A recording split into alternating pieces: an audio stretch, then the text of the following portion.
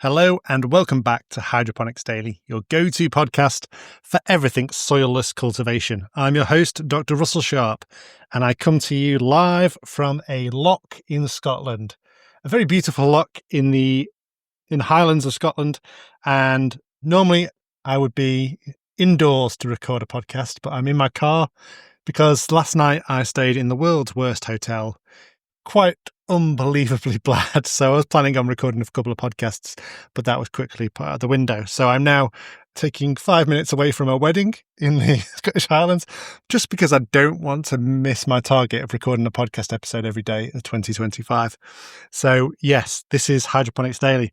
And I thought I'd do the podcast on some breaking news in hydroponics, particularly vertical farming.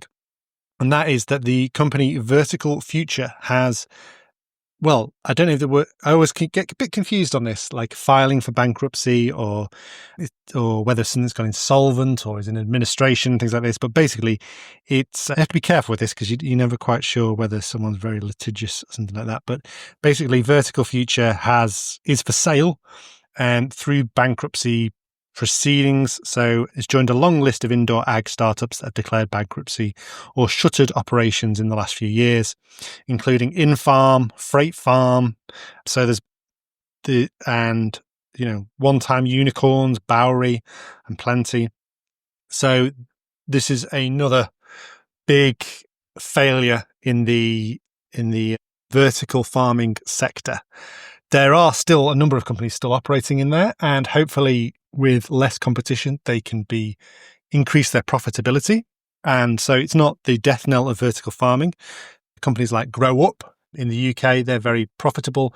They've got a focus on using renewable energy for the production of their leafy veg. Apologies for that noise. That's just my bobblehead King Charles that has fallen off my dashboard. I tried to keep it from constantly bobbling and it's decided to stop, just to fall off. Yeah, so Vertical Future is for sale through bankruptcy. It's made a massive loss. It's made £10 million loss or £13 million loss for 800 grand revenue or something like this. So it was losing a lot of money. It did have a UK government grant from the UK Space Agency. Yes, we do have a space agency, and they don't have any rockets, but we've got a space agency, and they had a £1.5 million grant to look at food production in space. And so not sure what's going to happen with that project. And so I'll probably do another episode about food production, hydroponics in space, because that's a good, interesting topic to discuss. But yeah, it's an interesting developing story. What will happen with all the materials? Who knows? It's whether it might be sold and it might be bought by a competitor. They have their own inbuilt software that all the farms are run on. So potentially there's sale of IP, but also there's the added complication if they're not using generic software and generic systems that perhaps it'd be hard for a competitor to buy them. So Vertical Future, one of the really big players. It's really upsetting from a UK perspective because having been in Holland for the last few weeks, and when you go to Green Tech and things like this, I get really jealous of the Dutch and even other smaller European countries who have a very thriving horticultural sector. And there's no reason the UK shouldn't. And failures like this only set us back further. And, the whole Dutch horticulture sector was set up to feed Britain with high value vegetables and fruits and flowers after the Industrial Revolution. If you go there and go to like the Westlands Museum, you'll see that, the horticulture industry wasn't set up for German exports, French exports. It was set up just for supplying England.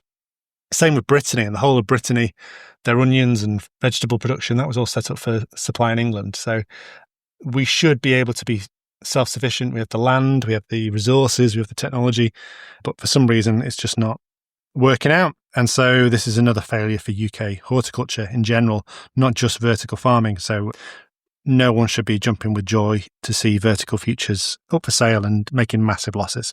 But vertical farming, if it goes wrong, it tends to go wrong dramatically. People do make massive losses. They're highly leveraged companies because they get investment from the City of London or Wall Street. And as Charlie Munger would say from Berkshire Hathaway, 3 things that will kill a company or kill a person's business: ladies, liquor, and leverage. And when it comes to leafy greens and things like this, I always say it's very low margin product. So you have to make sure you're profitable and massive scale. So if you've learned anything from Hydroponics Daily, listen to Hydroponics Daily, I will always recommend, if you're going to start a hydroponics company, always start with something very highly profitable that you know there is a market for and is in a niche, and you can develop not just that, you've got to develop a moat around it. So you've got to have an ability to do something really difficult that no one else can do easily. So if say you found there was a market for, celery that had 3 leaves, for example, then if anyone else could go and do that, yes, it might be highly profitable for the first 6 months or so, but if someone else can come and do it straight away, then your long-term profitability is not going to be good. So yeah, don't start hydroponics businesses working on leafy veg would be my first piece of advice for anyone getting into hydroponics. Always choose something very, very, not niche, but highly profitable and something you can protect with something that's a real challenge behind its production. So things like we talked about peonies in the past, talked about hydroponic wine, something like that, something you can really make a big, big splash with. What else has been going on? I would say if you're in the UK, always make sure that if you are going to buy a product from Utrema, here at Utrema, I'm the managing director, founder, CEO, if you want to say that. You can't really say a CEO, you've got less than 10 employees. But if you're looking to buy a product, one of our specialist hydroponic inputs or lawn inputs or anything like that, just email me and I'll make sure that you get a free sample with any product that you purchase.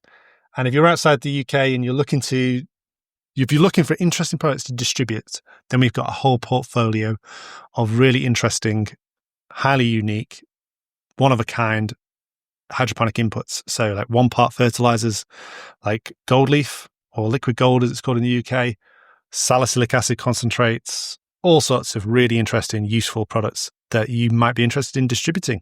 If you are, then please get in touch with us at Utrema.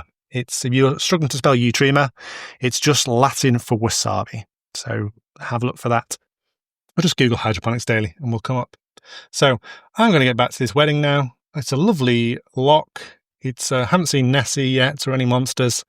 And off back to Glasgow tonight to stay in a Premier Inn hotel that I know will be a good quality and won't have vomit on the stairs, won't have random people trying to get into the room at 2:00 in the morning, and will be a family room rather than a tiny, tiny room. So yeah, let's get back to normality and better audio quality tomorrow. Thank you very much for listening.